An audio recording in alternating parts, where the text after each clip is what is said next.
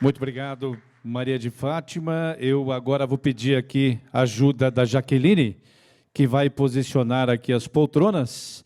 E eu peço que a Maria de Fátima, o Hildo e o Raul, por favor, tomem os seus lugares aqui nas poltronas para responderem as perguntas dos nossos congressistas. Serão 15 minutos.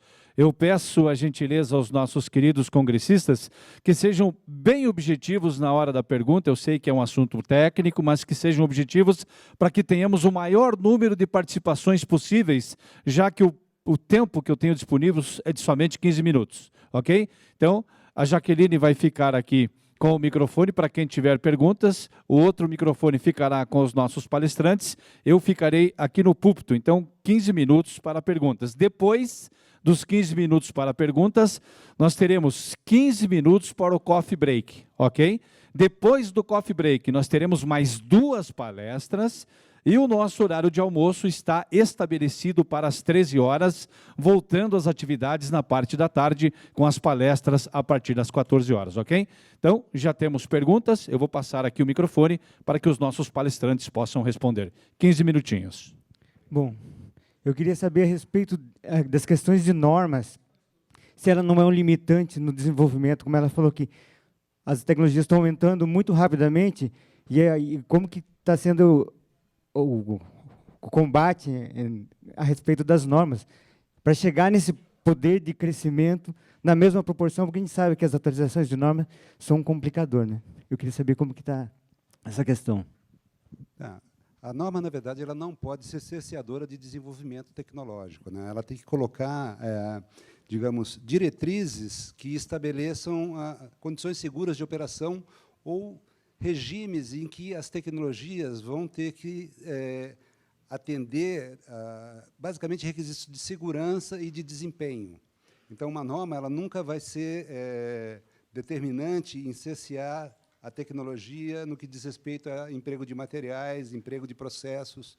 Ela sempre vai estabelecer requisitos mínimos a serem atingidos, por exemplo, em termos de ciclabilidade, vida útil desejada, condições mínimas de segurança. Por exemplo, a parte, principalmente de baterias de lítio, tem uma extensa classe de ensaios para elas suportarem, não só como geralmente se testa em bateria, vibração. Na verdade, aqui ela é prensada, furada, martelada, é feito de tudo com ela para verificar a parte de desempenho com relação à segurança.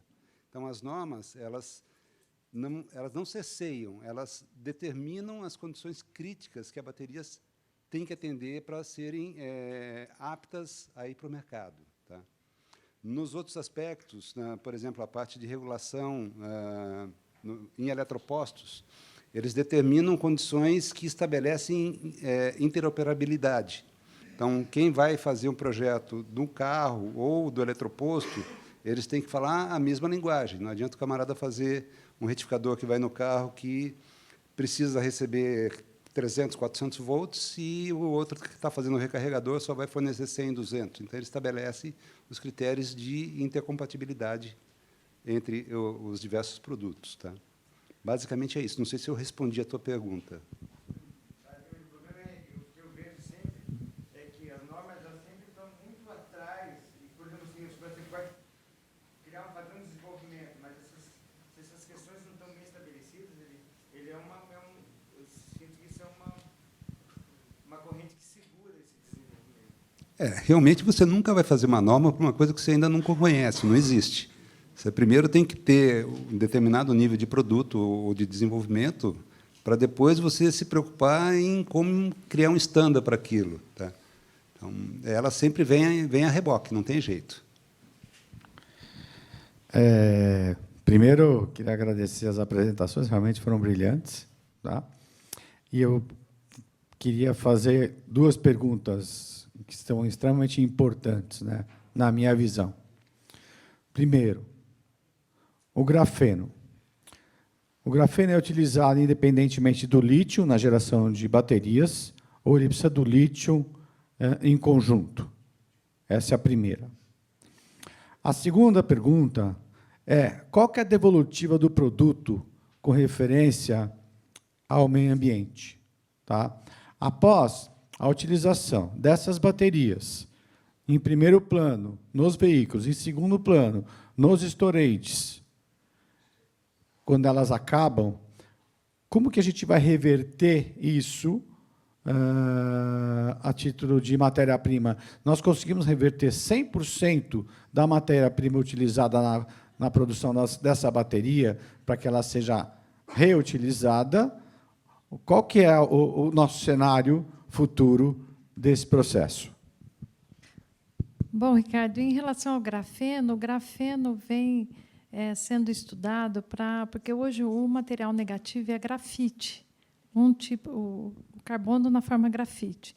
Um dos estudos que tem é você usa, em vez de usar o grafite, você usa o grafeno, mas pensando com o lítio, né? Então, o grafeno seria um dos compostos junto com o lítio. O grafeno ele tem a possibilidade de aumentar a densidade da área superficial. E isso dá várias características para a bateria. Está em estudos, tem bastante coisas em protótipos laboratoriais, mas ainda comercialmente você não ganhou escala, e o grafeno ainda é muito caro para ser produzido, mas há uma tendência de ser utilizados junto com o lítio, um dos materiais, né? A questão que você falou da reciclagem, né, é uma questão que está sendo bem explorada, já tem, se eu não me engano, 8 plantas mundiais para fazer reciclagem de bateria de lítio. Então, primeiro usa nos veículos elétricos, depois, como ela vai ter uma energia ainda, uns 20% de capacidade ainda para ser utilizada, ela pode ir para o storage e depois é o processo de reciclagem. Esse processo, já, como eu te falei, já tem em 8 plantas, no mínimo, sendo utilizada, muita gente pesquisando hoje, para você, à medida que você vai ganhando escala nessa reciclagem, você vai também a questão do custo, mas eu não vejo outro caminho se não ser a reciclagem, porque todo o processo você tem que ter a sua sustentabilidade. Então, da reciclagem, você pode tirar desde os materiais, o cobalto, o cobre, alumínio, os outros materiais, e também a parte de materiais também, de polímeros, também pode ser reciclado. Então, está caminhando tudo isso junto. Tem um congresso só de reciclagem, para você ter uma ideia. Tá? E a China, a Austrália, Canadá, Estados Unidos, a Bélgica, todos eles com processo de reciclagem e estudo, e já plantas operando. Tá?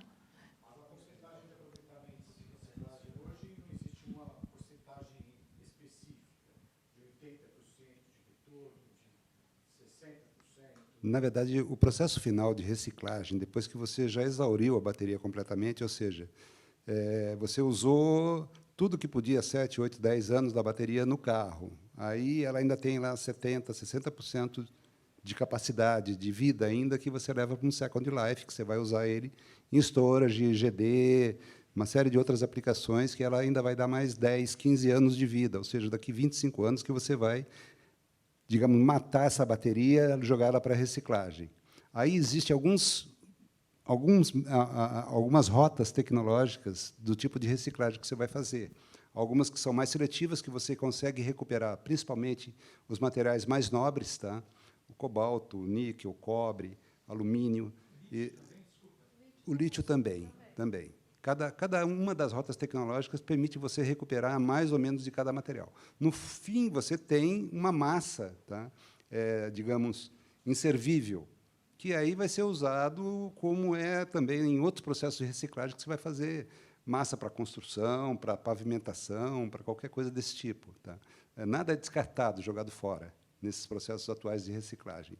Pode ser por pirólise, pode ser por processos mecânicos, mas sempre são reaproveitados até o final.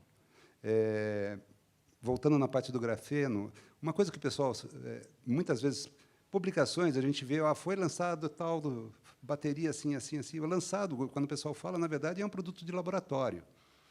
Até você ter um produto industrial a partir de um resultado muito positivo de laboratório, isso pode levar 5 a 10 anos. Tá? Porque um processo de laboratório é um processo, na verdade, único, feito ali, dedicado. Quando você quer chegar ao mercado com aquele produto, você tem que ter uma rota industrial para poder processar isso. Então, fazer uma camada de grafeno a partir de uma camada de grafite de lápis com uma fita adesiva e você faz uma camadinha de átomos de carbono, é muito fácil de fazer em laboratório.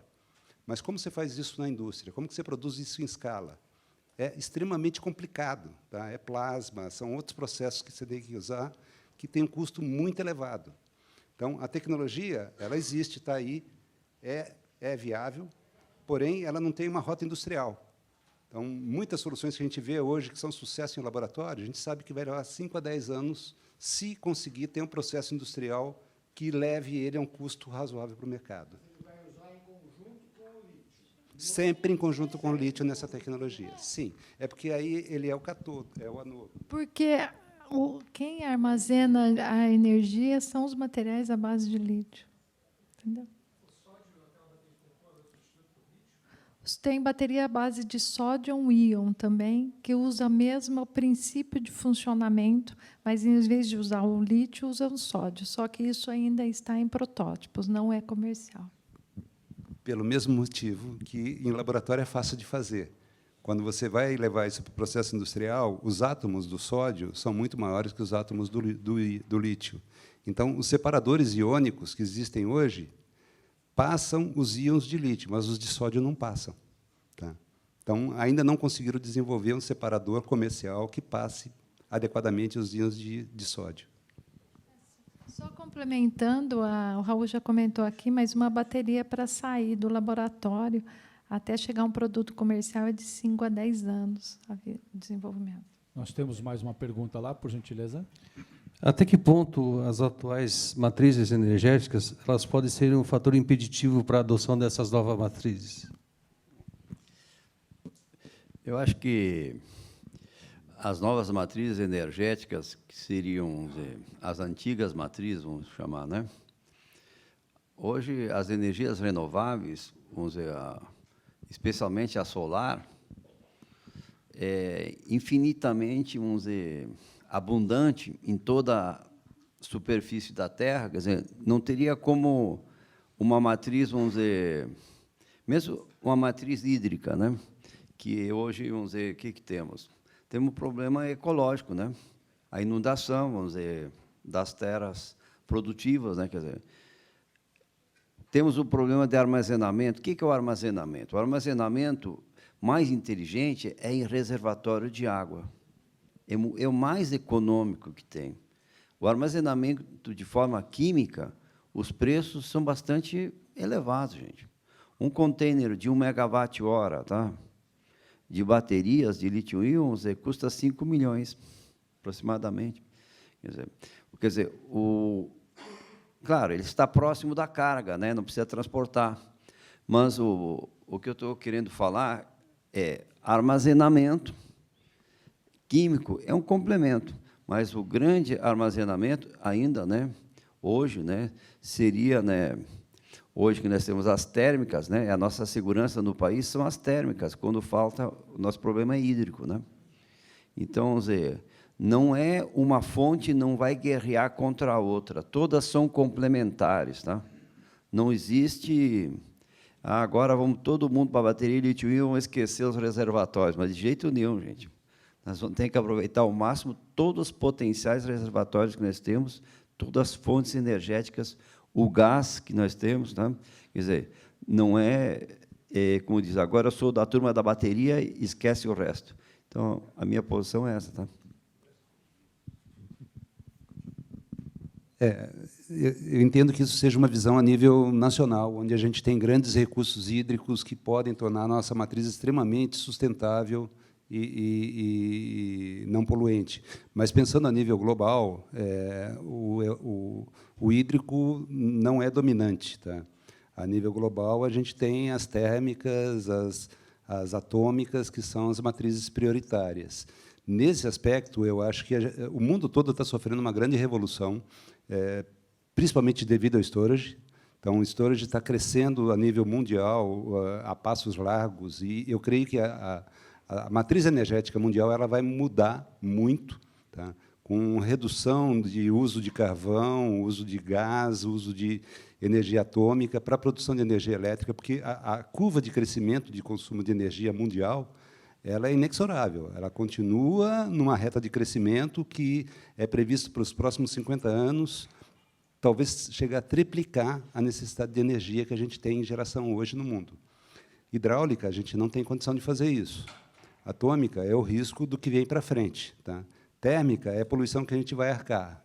Portanto, o único caminho são as energias renováveis, principalmente eólica e fotovoltaica. Só que elas não são perenes, elas são intermitentes. E a solução para isso é armazenamento. Então, o mundo todo já sabe disso, tem consciência disso, porque eles não têm uma matriz como a nossa, e eles sabem que são dependentes de baterias de armazenamento, e é onde o mundo está investindo hoje, investindo pesado. Tá? E a mobilidade elétrica vem a ajudar justamente isso, porque a demanda de baterias para a mobilidade elétrica ela se projeta cerca de 10 a 15 vezes maior ao longo do tempo do que para storage, para geração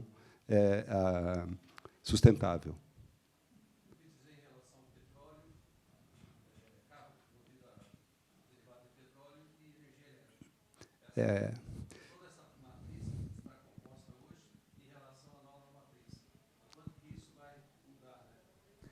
Vai mudar muito. Um sheik árabe já falou, alguns anos atrás, que a idade da pedra não acabou por falta de pedra. A idade do petróleo não vai acabar por falta de petróleo. Vai acabar porque a gente vai ter que parar de poluir o mundo, a gente vai ter que parar de queimar petróleo, a gente vai ter que passar a usar petróleo para outras utilidades mais nobres e partir para outras fontes de energia. Simples assim. A última pergunta, por gentileza. Bom dia, Avelino da Bosch. Voltando a esse tema da maturidade para produtos de bateria em produção seriada, né? Com relação a baterias de estado sólido e o estudo que foi anunciado recentemente da equipe do Goodenough, Estados Unidos, sobre eletrólito com vidro. O que vocês acham? Se o investimento for reforçado com muito dinheiro, esse tempo de 5 a 10 anos poderia ser reduzido? O Goodenough, ele realmente é o pai da bateria de lítio, ele criou o conceito da bateria de lítio, então a gente deve muito dessa tecnologia a ele. Ele voltou novamente às pesquisas, buscando a solução para o que ele mesmo criou. Ele que criou a solução do eletrólito com solvente orgânico de sais de lítio dissolvido, e agora ele persegue uma solução de mais segurança, tá? Que é o eletrólito sólido. O eletrólito de vidro dele é uma grande promessa, como os cerâmicos que são desenvolvidos em outras universidades. Tá? Mas eu diria o seguinte, muito dinheiro investido em pesquisa sempre houve, tá? E se não é por falta de recursos que as coisas não acontecem do dia para a noite. É aquela história, uma gravidez de uma mulher leva 9 meses. Não adianta você pegar 9 mulheres e querer ter um bebê em um mês que não vai nascer. Tá? Aqui, as coisas vão por esse caminho também. Não interessa o volume de recursos que você investe. As coisas têm um tempo de maturação, você tem que testar, dar tempo para que a tecnologia ou aquelas inovações demonstrem na prática realmente que elas são eficazes, que elas funcionam. Tá? Então, tem coisas que você não consegue acelerar. Então, principalmente os processos que visam garantir segurança e durabilidade, eles requerem tempo para maturar. Acho que a Fátima pode complementar. Então, a questão dos eletrólitos sólidos, ele vem aí a tentar viabilizar a questão do uso do lítio metálico, né? Que com os eletrólitos sólidos viabiliza a questão da segurança. Então, os eletrólitos sólidos, você tem os vítrios, você tem os poliméticos, a base de polímeros também, que já tem eletrólito sólido, que é considerado eletrólitos sólidos também, né? E eles estão em desenvolvimento, então, a maturidade, como o Raul falou, e estão em estudos. Então, você tem muita coisa ainda que em laboratório está sendo desenvolvido e tem processo de degradação, problemas que você tem que resolver para vir no mercado. Mas eu acredito que está chegando, já vi alguma coisa que tem um produto comercial, por exemplo, lá na China, de uma bateria sólida, né? Então está chegando aí, acredito que o desenvolvimento vai chegar para viabilizar essas tecnologias à base, principalmente usando os lítio metálico. Eu agradeço a participação da Maria de Fátima, do Raul. Peço desculpas aos nossos congressistas, nós temos que cumprir o horário, tem mais palestras depois, somente 15 minutos, eu sei que nós poderíamos ficar aqui, o assunto é importantíssimo, poderíamos ficar aqui 2, 3 horas debatendo, só quero saber se o Hildo tem alguma consideração final. Hildo, alguma consideração? Ok. Muito obrigado a todos vocês, nós teremos 15 minutos para o coffee break e depois retornaremos com as nossas palestras. Também peço a vocês que façam um network ali no café, podem conversar com nossos palestrantes que estarão aqui, façam um network durante esse período aí, para que possam ter mais detalhes a respeito do assunto, ok? Muito obrigado, retornaremos dentro de 15 minutos.